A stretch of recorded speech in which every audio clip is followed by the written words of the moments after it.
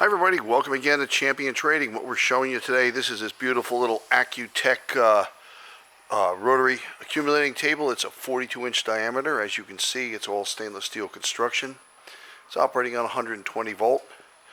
Has nice long fitted stanchions to mount your accessories with.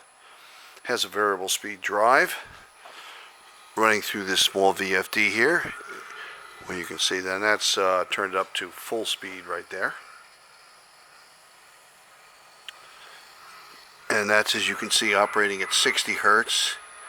And we'll turn it down to almost a crawl right there. It's adjustable rails all the way around. Showing at a 36-inch floor height right now. And of course you see the threaded leveling legs. You can move it up and down as needed. We have everything in process and packaging in our inventory, so we do hope you'll visit our website at www.champtrading.com. And we look forward to hearing from you. Thanks for joining us for this video today.